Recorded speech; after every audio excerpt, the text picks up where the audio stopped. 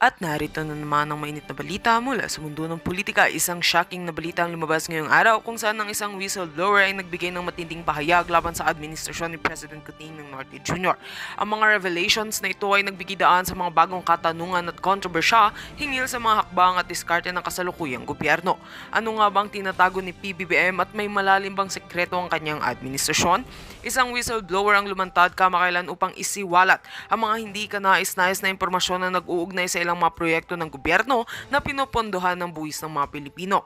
Ayon sa mga whistleblower, may mga kabuktutan sa mga kontrata at transaksyon na pinangunahan ng ilang matataas na opisyal sa ilalim ng pamumuno ni President Marcos. Ang mga binunyag nito ay labis na ikinagulat ng marami, lalo na ang mga aligasyon ng katiwalian at hindi tamang paggasta ng pondo. Sa pahayag ng whistleblower, binanggit nito na ang mga proyekto na ipinagmamalaki ng administrasyon ay tila may mga nakatagong agenda na hindi ipinapaalam sa publiko. Kabilang narito ang ilang malalaking infrastructure projects na ayon sa kanya, malaki ang epekto sa mga pondo ng bayan ngunit may mga hindi kapani-paniwalang pagkatalo sa mga bidding at kontrata. Ang tanong, bakit nga ba hindi ito agad napansin ng mga otoridad? Ang mga pahayag ng whistleblower ay nakakalungkot na nagbigay diin sa mga lumabas na mga lingaw-ngaw ng katiwalian sa loob ng Malacanang. Marami sa mga kritiko ni PBBM ang nagsasabi na ito raw ang dahilan kung bakit hindi masyadong binibigyang pansin ng mga issue ng transparency at accountability sa gobyerno. Sa kabila ng mga naglalabasang impormasyon, patuloy na ipinagpapaliban ng administrasyon ng mga investigasyon at hindi pa makakapagbigay ng formal na pahayag si Pangulong Marcos hinggil sa mga aligasyong ito. Totoo nga bang may malalaking kabalastugan na pinagtatakpan sa likod ng mga pahayag na ito? Ano ang magiging epekto ng mga revelations na ito sa political landscape ng bansa? Sa kasalukuyan, patuloy ang investigasyon ng otoridad sa mga akusasyon at hinihintay ng buong bansa ang magiging reaksyon ng Malacanang. Patuloy ang aming pag-monitor sa mga susunod na developments at magbibigay kami ng updates. Huwag kayong alis dahil ang mga kasunod na pangyayari ay tiyak na magpapakita ng mas maraming katotohanan sa likod ng mga aligasyong ito. At yan nga ang mga balitang ating pagkakatutukan at kung bago ka pa lamang sa aking channel ay huwag kakalimutang mag-like, share and subscribe para updated ka sa aming mga bagong balita dito sa Tatak Pinas.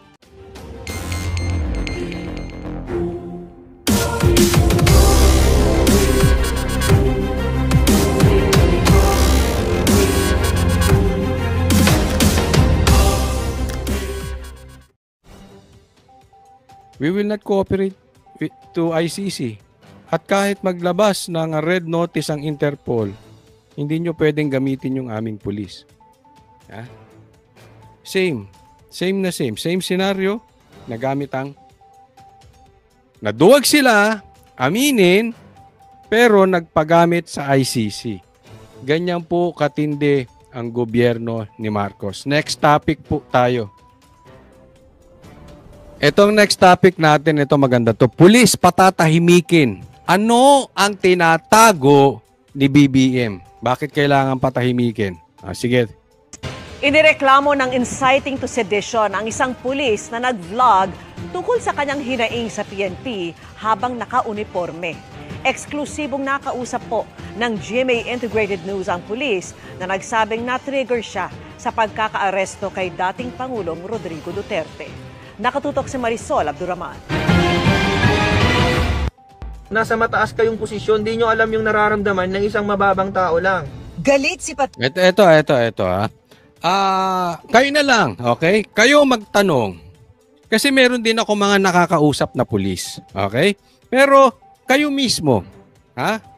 Huwag niyong paniwalaan to sinasabi ko. Kayo personally, tanungin nyo ang mga kaibigan ninyong pulis.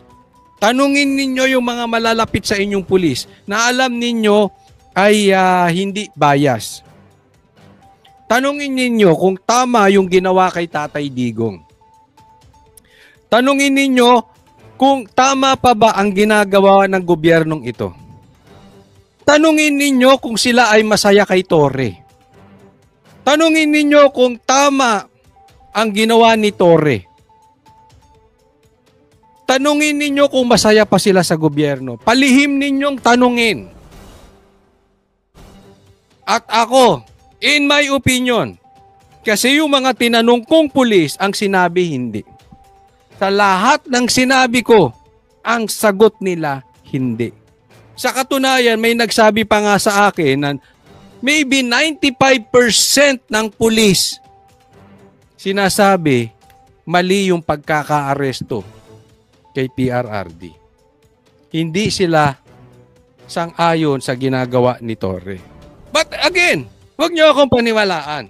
Kanya-kanya po tayo. Kayo magtanong mismo. Alam ko, bawat isa sa atin kahit papaano ay meron tayong kakilalang pulis or meron tayong kaklose na pulis. Kayo mga nanonood dyan, pakilagay sa comment section. Ha? Kung ano sa tingin ninyo, sagot doon sa mga tatanong ninyo doon sa pulis. Kung sila ba ay masaya pa sa gobyernong ito. Kung tama ba yung pagkakahuli at binitbit si Tatay Digong pinagbenta dito sa mga puti. Sige, pakisagot dyan sa comment section. Roman Francis Steve Fontillas sa video na ipinost niya sa social media. Habang naka-uniforme ng pulis, nagsalita siya tungkol sa prinsipyo at pag-apak sa dignidad. Ayon sa PNP, politically charged daw ang mga sinabi ni Fontillas sa kanyang mga post na tugon daw sa pagkakaaresto kay dating Pangulong Rodrigo Duterte. Sinampahan si Fontillas ng reklamong inciting to sedition, kaugnay ng Cybercrime Prevention Act sa Quezon City Prosecutor's Office. There are certain limitation and extent po na paggamit po ng social media, especially during official time at resources po, at even yung paggamit po ng uniforme habang nagbablog. Sa aking eksklusibong panayam kay Fontillas, Alam mo, ang daming pulis na nagbablog na naka-uniforme. Ahardo, pakicheck mo. Ang daming pulis nagbablog naka-uniforme. Maraming pulis nagbablog na naka-duty. Kung yan lang talaga ang kaso nyo dito sa pulis na ito, ang babaw. Pwede nyo kasuhan. Pero isasabihin yung sedition? I don't agree. I mean, hindi ako pulis, okay? Hindi ko alam kung anong sinumpaan ng mga pulis. Hindi po ako bihasa. Baka iba po ang batas ng pulis. Kasi syempre meron silang sarili nila eh. Diba? So ayokong husgahan doon. But sa aking tingin, hindi naman po dapat inaawat ang isang tao.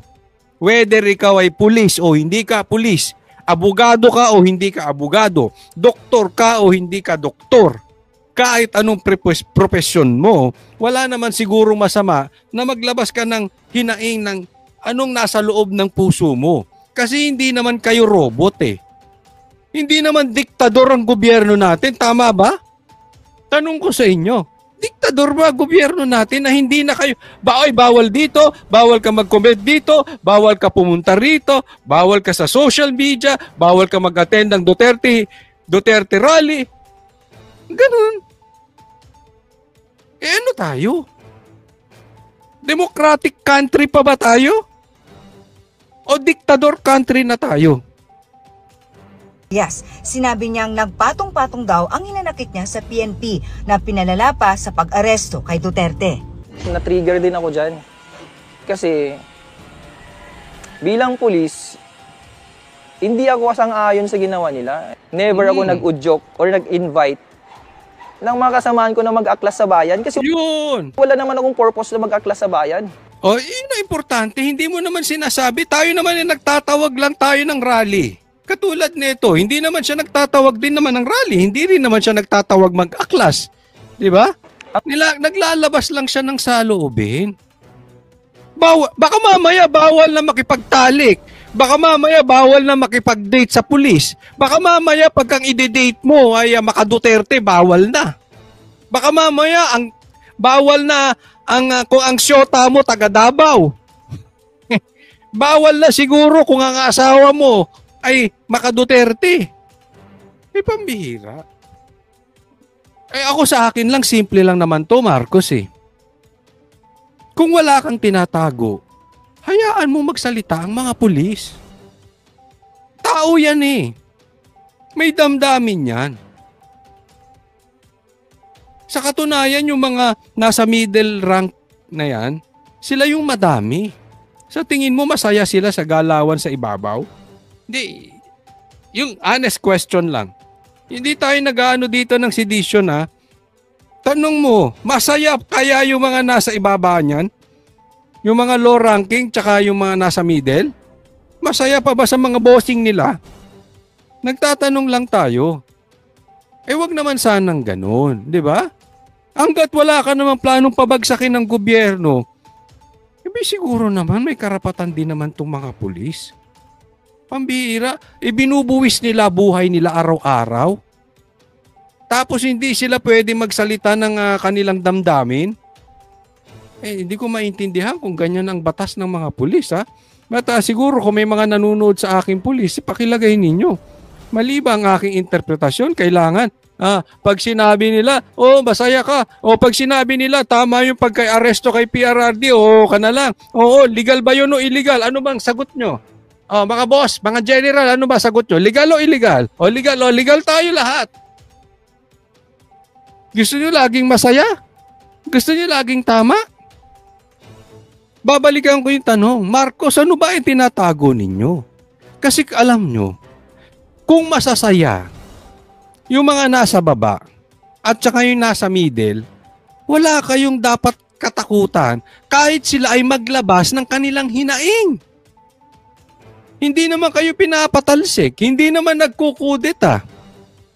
Naglalabas lang na kanilang saloobin ang kanilang damdamin. May tinatago ka ba, Marcos? Kung ikaw ay nagsisilbi ng tama sa bayan at wala kang tinatago, anong kinakatakot mo? Kung sa tingin mo tama yung ginawa ninyo kay Duterte, anong kinakatakot mo? Kung sa tingin ninyo ay wala kayong secret deal ng ICC, wala kayong tinatago, anong kinakatakot ninyo? Kahit lahat ng pulis mag-vlog ng kanilang saloobin, hanggat hindi naman kayo pinapatalsik at hindi naman nagtatawag na mag-aklas, huwag kang matakot. Kasi tama naman ang ginagawa mo. Unless, you know, sa sarili mo, mali yung ginawa nyo kay Tatay Digong. Talagang kakabahan ka ron. Mapapraning ka ron. Baka mamaya nagmumultivitamins kayo, nasobrahan kayo sa multivitamins, lalo kayo mapapraning. Hindi ba? Bawas-bawasan nyo yung coke. Ay, totoo yan, nakakapraning ang coke, ha. Pag sobra ka sa kape, nakakapraning din yun. Ako mahilig kasi ako sa kape. Magpapalpitate ka dyan. Kaya kung ikaw ay baka nasosobra ka sa multivitamins o sa Coca-Cola or sa kape, Marcos, bawas-bawasan mo. Nang hindi ka napapraning kasi parang praning ka dito. Para kang praning. Sa totoo lang. Ayusin mo yung pakikisama mo sa mga pulis at siguraduhin mong naaayon sa batas ang galawan mo, hindi lang dahil sinusunod ka ng mga general. Kung maayos ka, wala kang dapat ikatakot. Ang purpose ng vlog ko lang is to express my principles and hinaing. Masama ba yun? Sige nga yung mga nanonood nito. Masama ba yun? Pakisagot. Masama ba yung vlog nitong pulis na ito? Na sa tingin niya illegal yung pagka-aresto kay kung talaga namang sa tingin niya illegal, anong gagawin? Patayin niyo yung pulis? Idemanda niyo yung pulis? Tanggalin niyo yung pulis? Ikulong niyo yung pulis? Para sabihin legal? Mauubos ang pulis natin kung ganyan. Sa organization, sabi ni Fontillas, handa siyang harapin ang lahat ng reklamong isasampa laban sa kanya. Inirekomenda na raw ng QCPD sa Regional Director ng NCRPO na isailalim sa restrictive custody ang nasabing pulis. Idiniin ni PNP Chief Romel Marbil, hindi nila papayagang mabawasan ang pagtitiwala ng... Ako, nagtatanong lang naman. Wala akong masamang ibig sabihin. Sa tingin ninyo, yung mga mabababong rango dito kay Marbil, yung mga hindi general, natutuwa pa kaya sa pamamalakad nitong sila Marbil? Tanong lang. I'm just really curious. Kasi ang tao, organic eh. Halimbawa si Tatay Digong. Pag gusto talaga ng taong bayan si Tatay Digong, meron mang tumiligsa sa kanilang kaunti, lalabas yung damdamin ng taong bayan para kay Tatay Digong. Hindi mo kailangan pilitin. Halimbawa, parang kay Marcos, kung gusto talaga ng taong bayan si Marcos, hindi mo kailangan bigyan ng ayuda taong bayan. Hindi mo kailangan pagbawalan ng taong bayan. Kung mahal ka niyan, mahal ka niyan. Pero ako naniniwala kay Baste, hindi mahal ng Pilipino si Marcos. Kaya nga, tatanungin ko rin, sa tingin ninyo to si Marbil? mahal ng ibang pulis. Hindi yung mga generals, ha? Yung mga nasa ano. Lalo si Torre. Ano sa tingin ninyo? Nagtatanong lang po. Ang publiko sa PNP at ang sinumang police officer na magpapahina sa integridad, serbisyo at profesionalismo ng PNP ay tatapatan ng buong puwersa ng batas. Hindi, no? Para sa GMA Ganyan na sila ngayon. So, kayong mga pulis, tahimik na kayo. Pag sinabi ni Toring talon, talon. Pag sinabi ni Marbil, luhod, luhod. Pag sinabing tahimik, shh, parang bata, shh, kayong mga noisy, quiet. Magagalit si BBM. Pag sinabi ni Toring ganun, shh, kakalad ka rin ko kayo pag kayo maingay. Yari na kayo. O, tahimik ka mga pulis. Ganon ang gustong palabasin. Tama o tamang-tama? Mali po ba? Nagtatanong lang. Ha? Pero bigyan po natin ng marangal na pakikitungo sa mga pulis. Ako naniniwala ako hindi kasalanan ng mga pulis. Kung meron mang kapalpakan na gagawa si Marbil o si Torre, I really still believe 90% ng mga pulis napapasunod lang sa mali pero matitino ang isip niyan. At alam nila ang tunay na nangyayari sa bansang Pilipinas. Huwag po tayong mawawalan ng pag-asa. Next topic po tayo. Ito, pag-usapan natin. Solicitor General, hindi magre-resign. Si BBM dapat ang umalis. Pinaubayan na raw ni Solicitor General Menardo Guevara kay Pangulong Bongbong Marcos kung dapat pa ba siyang manatili sa pwesto. Kasunod yan ang pagtanggi ni Guevara na depensahan ang posisyon ng gobyerno sa pag-aresto kay Duterte. Nasa frontline na balitang yan si Maricel Halili. Si Solicitor General Menardo Guevara raw mismo ang dapat tumimbang kung nararapat pa ba siyang manatili sa Office of the Solicitor General. Ito ang sinabi ni Palace Press Officer Undersecretary Claire Castro nang tanungin kung papalitan ba sa pwesto si Guevara. Matapos magpadala ng manifestation ng OSG sa Korte Suprema kung saan tumanggi si Guevara na maging abogado o bahagi ng pagdinig tungkol sa consolidated petition na habeas corpus na Ito yan ha. Ito po ang usapin dyan. Tumanggi po ang Solicitor General na ipagtanggol sa panig nila ang gobyerno patungkol dito sa habeas corpus. Okay? Subukan po nating ipaliwanag yung habeas corpus doon sa maiintindihan po ng ordinaryong Pilipino. Ito po yung kalayaan o legality na ikaw ay dapat ay merong kang kalayaan at ikaw ay hindi dapat nakakulong. Hindi ka dapat inaresto. Okay? So, kine-question dito na mali ang pagkuha o pagkaka-aresto kay Tatay Digong. At dapat ito po ay sasagutin ng Solicitor General. Pero tumanggi siya dahil para sa kanya naniniwala siya na walang jurisdiction ang ICC sa bansa natin. So I therefore conclude na ibig niyang sabihin ay walang or illegal ang pagkaka-aresto kay Tatay Digong. So hindi siya magre-resign. Pero anong sasabihin ng Malacanang patungkol dito dahil siya po ay tumanggi ipagtanggol yung illegal. Okay, yun po yun. Ini na Mayor Baste, Congressman Pulong at Kitty Duterte. Kaugnayan ang umano'y illegal na pag-aresto sa kanilang amang si dating Pangulong Rodrigo Duterte. Si Guevara ay naging kalihim ng Department of Justice sa ilalim ng Duterte administration. Sabi ngayon ng Malacanang, siguro po mas maganda po kung mismo si Solgen ang mag-assess sa sarili niya. Kung siya pa po ba ay nararapat na tumayo bilang Solicitor General. Mali. Sabi niya kasi dapat na ba daw mag-resign si Solicitor General. Okay? Si SG Guevara. Okay? Ang sabi ni Claire, dapat siya na ang i-assess niya yung kanyang sarili kung kailangan na niyang mag-resign. Ang ibig sabihin lang nito, no?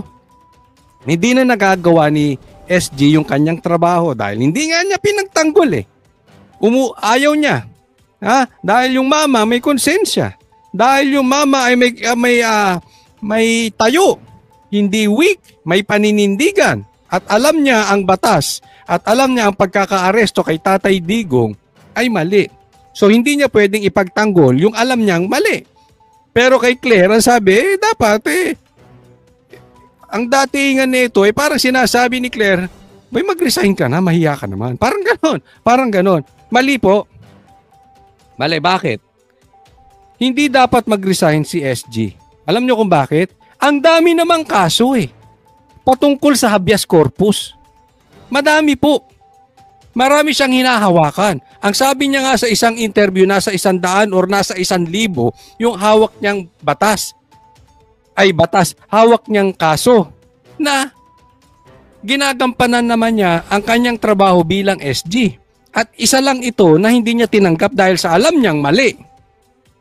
So, sa madaling salita, para sa akin, diretsuhin ko na mga kababayan ko. Si Marcos, kung gusto mong tanggalin si SG, wag mong padaanin kay Claire at dadrama-drama kayo na sasabihin nyo, i-assess mo sarili mo. Tingnan mo yung sarili mo kung karapat-dapat ka pa dyan. Hindi dapat ganun para sa akin. Magkaroon kayo ng yagballs. Kung halimbawa, kung ayaw nyo sa kanya, sabihin nyo, tinatanggal ko siya. Dahil mali ang kanyang pagtanggi sa akin. Dapat ganun. Nung pinahuli nyo si Tatay Digong, hindi nyo dapat dinideny sa taong bayan. Dapat meron kayong yagbol. Sinasabi ninyo, kami ay nakikooperate sa ICC, binawi ko yung sinabi ko, kinain ko yung suka ko, at kami nakipagtulungan sa ICC sa pamagitan sa pagtago sa Interpol. Dapat may panindigan ng leader, hindi tago ng tago. White is white, black is black. Let your yes be yes and your no be no. Kaya naman nawawala ng credibility to si Marcos Di ba? Kasi yung mga ganito niyang statement, iba sasabihin niya, iba gagawin, tapos tatago. Kasi i-deny. Ayaw ng impeachment pero nagka-impeachment. Hindi pa papasukin ng ICC pero pinahuli kay Torre. Iniloloko nyo ba taong bayan? Tapos ito na naman kayo. Hindi ka, huwag ka magre-resign, SG. Diyan ka lang. Antayin mo kung may yagbol siyang mga yan, tanggalin ka. At tingnan natin kung ano sasabihin ng taong bayan patungkol sa tindig ni Marcos na yan. Sa manifestation, nakasaad na baka hindi maging epektibo ang OSG na maging kinatawan ng gobyerno sa kaso. Lalo't naniniwala raw ang tanggapan na walang jurisdiksyon ng ICC sa Pilipinas at gumagana ang judicial system sa bansa. Ito, nakita niyo yung paninindigan? Hindi niya maipagtatanggol kasi alam niya walang jurisdiction ng ICC dito. Una. Pangalawa ay gumagana ang justice system natin. So, again, wala silang jurisdiction sa Pilipinas. First, dahil hindi na tayo member. Pangalawa, gumagana ang jurisdiction natin. So, paano ko ipagtatanggol? Tingnan ninyo, itong abogado na ito, na vlogger, alam mo kung bakit ko dinidi ng vlogger? Hindi sa iniinsulto ko siya bilang vlogger na abogado. Pero kasi parang medyo minsan ang abogadong vlogger medyo nakakapagtaka lang din. Medyo. Anyway, etong vlogger na to, etong abogado na ito, kaya ako din dinidiin dahil pagka-vlogger ka, aside natin yung abogado kasi yan ay abogado ay patungkol sa batas. Pero sa vlogger, dapat yung ano ka dyan yung pulso ng bayan, especially political vlogger ka, dapat nararamdaman mo na yung pulso ng bayan. Alam mo, kahit abogado ka man or hindi, pero vlogger ka, alam mo na sa sarili mo kung ito ay political in nature. Dapat, maraming ang mainstream media bayaran na. Dapat, kung ikaw ay vlogger, or may pusong vlogger, or ikaw ay vlogger talaga, kahit abogado ka pa, dapat naiintindihan mo na nakikipagtulungan ka na yung totoong pangyayari sa bansa ay inilalabas mo. Ang nangyari sa'yo para kang trapo. Kumbaga yung mga politikong kumakain sa baso, umiinom sa plato, nagkakamay, nagpupunta kunwari sa palengke, trapo eh. Hindi na nila naiintindihan ano ba talaga ang kailangan ng Pilipino. Puro kaplastikan. Ang vlogger naiintindihan eh. Kasi tayo yung nasa baba. Tayo po ay hindi nakatago sa opisina sa palasyo. Nasa ground tayo, nararamdaman natin yung nasa ilalim. Bakit nawala yung puso mo, Claire, sa katotohanan dito sa talagang nangyayari sa ilalim? Tingnan nyo sagot ni Claire, ha? Pero ayon kay Castro, hindi naman yan salungat sa posisyon ng Malacanang. Never did Ms. Solgen mention that he is against the cooperation of the government with the Interpol. Yo. Hindi naman daw sinabi ni SG Guevara na kinu-question yung pag-cooperate ng gobyerno sa Interpol. Hala, abogado ba to? Kinwestiyon na nga ni SG yung jurisdiction ng ICC. Kinwestiyon na ni SG na gumagana ang justice system natin. Anong sinasabi nitong si Claire? Interpol. Bakit? Kasi yung Interpol, ang difference nun ay yung ICC is parang korte. Okay, sa Pilipinas parang Supreme Court. Yung SG ay yung Interpol ay parang police. So, hindi naman daw kinwestiyon ni SG yun. Hindi po, mali. Yun na nga po ibig niyang sabihin eh. Kaya lang naman, nag-issue yung police ng warrant of, yung Interpol ng red notice. Yung red notice is parang warrant of arrest sa atin dito. Dahil merong warrant of arrest ang ICC. Parang, paano ba nag-i-issue ng warrant of arrest ang pulis dito sa Pilipinas? Dahil galing din sa korte. Naiintindihan nyo po? So nililigaw tayo nito. Si Claire, mana sa amo niya. Ba't ano sabi ng amo niya? Yung pinirmahan ko ay walang blanco. Naalala nyo yung issue patungkol sa blank items? Yan sa blank space na yan? Hindi naman yun ang sinasabi ni Tatay Digong eh. Ang sinasabi ni Tatay Digong, blanco yun. Ang pinanggalingan nun, blanco sa vice cam. Nung pinasa sa'yo, pinilapan na lang nila. Pero hindi yun yung napag-usapan. Blanco yun nung una. Nung pinirmahan niya, totoong walang blanco. Pero ibig sabihin, galing yun sa blanco.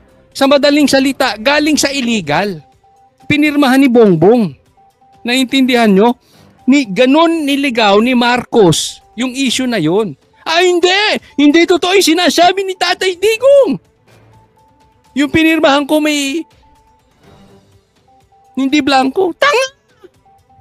Tanga lang ang mag-iisip at maniniwala doon. Galing nga sa blanco.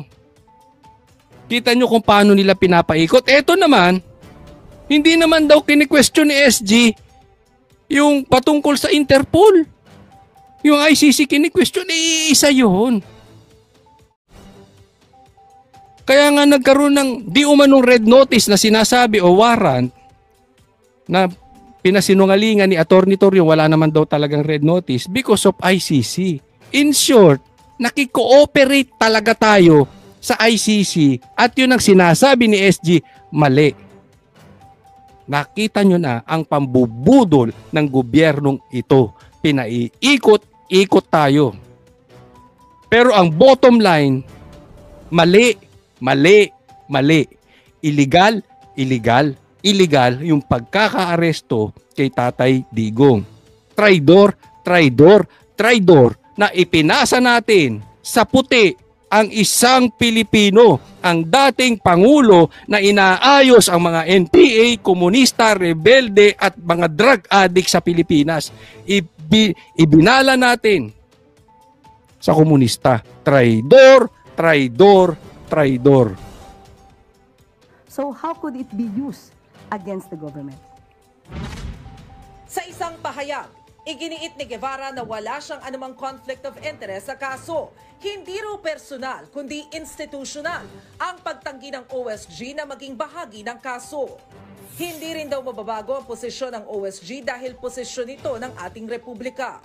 Pinauubayan na raw ni Guevara kay Pangulong Bongbong Marcos. Tama, yan. Hayaan mo siya. Huwag ka nga alis.